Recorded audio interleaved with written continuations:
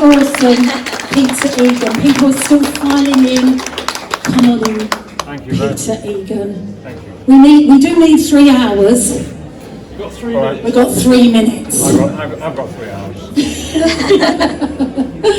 Peter, thank you for joining us. Why Go Vegan? It's a pleasure to have you sitting here on our stage. I want to ask you, Peter, why did you go vegan? I watched a film called Earthlings in 2010, which is a film that deals with industrialized animal slaughter for food. On every single level, every single animal that is destroyed for food. I found it so shocking, so cruel, so disgusting, that I decided there and then that I would never eat any animal product again. That was about 15 years ago. I'm sad to say that it came to me late in life, but better late than never. And that's the principle why I gave up. But then, having given up animal products at that time, I've learned so much about the important elements in our lives that will keep us alive and keep our planet alive as well. Do you want me to mention that now? I mean, the first thing that has grown from that decision 15 years ago for me is really understanding the most important quality and energy that we can all give in our lives, and that's kindness. And kindness is the thing that has actually saved us as human beings to this point, because it is the kindness in human beings that has overcome, say for instance, Nazism in the Second World War. It is the kindness of human beings and the commitment to freedom and a quality of life. And I only really began to understand that in a three-dimensional way when I looked at how much we restrict the freedom and the quality of life for other species other than ourselves. And I found that made me understand also more about with myself and human beings. I am 100% committed to kindness and to loving human beings as much as I love animals, because I think only through that energy can we really totally change anything. Also, the health of our planet depends entirely on respecting all the species with whom we share our wonderful planet.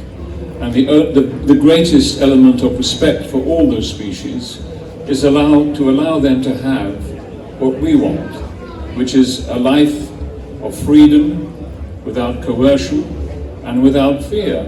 That's what we all want. So, as I think both Wendy and Victoria were saying, I am very often confused and bemused by why people are so frightened of the word veganism, because it's the kindest word on the planet. Because by being a vegan, by choosing a plant-based life, you are extending generosity and kindness to every species on our planet. So why be frightened of that, basically? Also, I found that another world of wonderful and exciting food by not being restricted to eating animal product. And I know that in the last 10 years there's been an amazing amount of alternatives to meat that has been introduced into our diet and into supermarkets. But people way before me, and I'm sure Juliet led the way as far as this is concerned, but even if you just live plant-based, if you just have wonderful vegetables, they are so good for us, they are so delicious. So there is a whole world of experience that is of such value to all of us as human beings, and we can also bathe in the pleasure of being kind to all the animals we don't kill. That's lovely, Peter, thank you. I think I can see the starting of people wanting to applaud, so please go ahead.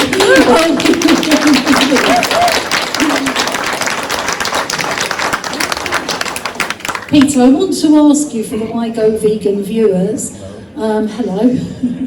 What challenges did you face when you first went vegan? I didn't face the challenges that Victoria or Wendy did, because I was very mature when I became a vegan. What do you mean you're mature? Don't believe that for a second. I was immature as well. But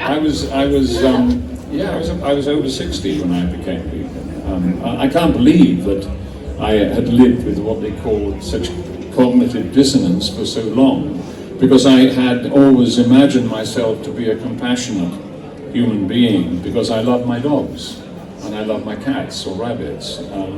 But I hadn't extended that to all the other remarkable species with whom we share our planet. And having got to know those species because of all the charities I support more intimately in the last 15 to 20 years, I just realized what I've missed by not having that contact. But so I think the only thing that I would say, I mean, when I decided to be vegan, people said, "Oh God, don't become one of them." As if I said, I've decided I'm going to be a leper now for the rest of my life. And so that kind of, I don't like to use the word ignorance, because it's not ignorance, it's just a kind of inability or lack of desire to look over that wall. So I haven't really suffered any huge problems other than people saying, "Well, what are you going to eat?" Stuff like that, you know. And indeed, when I decided that I would never eat animal products again, I wasn't entirely sure myself, to tell you the truth, because I thought, yeah, okay, well, I'm not going to eat that. What will I eat? And then looking at that and focusing on that was another great lesson for me as a human being. So that's my agent ringing, right? So that's about it, really. Yeah. Peter, as always, you are an inspiration. Can we have it? A massive round of applause, much love for the brilliant Peter Egan. Thank you for chatting with us on Why Go Vegan.